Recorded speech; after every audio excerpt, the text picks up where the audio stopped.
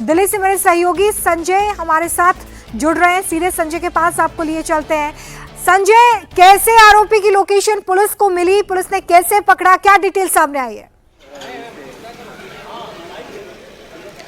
जी बिल्कुल, घटना के बाद से ही पुलिस आरोपी की तलाश में जुटी हुई थी। पुलिस की कई टीमें बनाई गई थी जो लगातार उसके सभी संभावित ठिकानों पे छापेमारी की जा रही थी। अभी थोड़ी देर पहले ही आरोपी लोकेश बजाज को साकेत इलाके से गिरफ्तार किया गया है और उसको पुलिस के पास लगातार उससे जांच की जा रही है, पूछताछ की जा रही है घटना से संबंधित। चूंकि जिस तरीके से अग्निकांड में 21 लोगों की जान गई है और जिस तरीके से बिना एनओसी के पूरे होटल का संचालन किया जा रहा था, इस तरह के तमाम बड़े सवाल हैं जिससे उसे पूछे जाने हैं।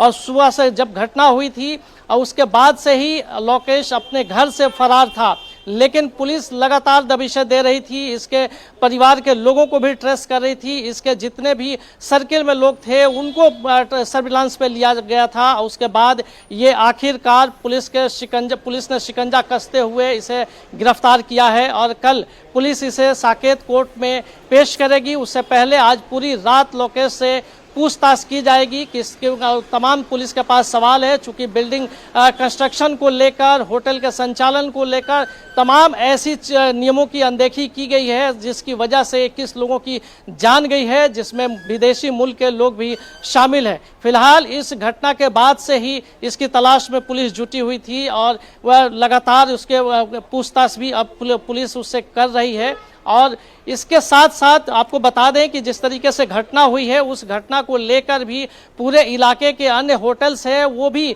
पुलिस की निगरानी में है। सरकार उनको भी वेरीफाई कर रही है कि जो होटल्स इस इलाके में अन्य चल रहे हैं वहाँ पे फायर सेफ्टी के क्या इंतजाम किए गए हैं और होटल्स में एंट्री और एग्जिट का क्या प्रबंध है। इन सभी चीज़ों पे अब सरकार भी सख्त हो गई है ताकि जिस तरीके से घटना हुई है आगे इस घटना की पुनरावृत्ति ना हो। इसको देखते हुए पूरी तरीके से जो होटल संचालन किए जा रहे हैं उन पे भी शिकंजा कसने की अब सरकार की तैयारी है। रुमिता, चलिए, इस तरह की तैयारी हर बार की जाती है, लेकिन जब हादसे होते हैं, कार्रवाइयाँ होती हैं, उसके बाद सबक नहीं लिया जाता और इस वजह से इस तरह के जो हादसे हैं वो सामने आते हैं। लेकिन संजय, आज जो सवाल जवाब होंगे उसके बाद क्या ये माना जाए कि कुछ और लोगों पर भी गाज गिर सकती है, क्योंकि कई लेवल्स पर अनियमितताएं सामने आई हैं, नियमों की अनदेखी कई लेवल्स पे की गई है और बिना किसी साठगांठ के ये करना इम्पॉसिबल है।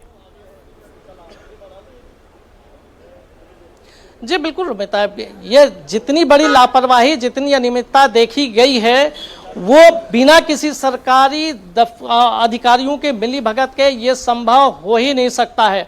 चूंकि बेसमेंट में किचन चल रहा है, छोटा सा रास्ता है एंट्री और एग्जिट का, ग्राउंड प्लस 5 यानी 6 फ्लोर की पूरी बिल्डिंग है जिस बिल्डिंग से कोई दूसरा एग्जिट गेट नहीं है, एक स्टेयर है, एक छोटी सी लिफ्ट है। ये तमाम चीजें हैं जो कि बिना सरकारी मशीनरी के, सरकारी अधिकारियों के मिलीभगत के ये होटल इस तरीके से संचालित हो ही नहीं सकता है। और इसीलिए इस जो सरकारी मुलाजिम है उनके ऊपर भी सवाल खड़े हो रहे हैं। हालांकि इस घटना के बाद से अन्य जो होटल मालिक हैं वो बहुत सारे जो उसके आसपास के होटल से उसको बंद करके फरार हो चुके हैं। यानी कि अब घटना हुई है, हादसा हुआ है, जिसके बाद अब शिकंजा कसना भी तय है। लेकिन अब यहाँ बड़ा सवाल ये है कि क्या उन अधिकारियों के खिलाफ भी कार्रवाई होगी जिनकी जिम्मेदारी थी नियमों का पालन कराने का, नियमों को सुनिश्चित करने का, रेगुलर बेसिस पे होटल्स की चेकिंग करने की, फायर सेफ्टी को चेक करने का।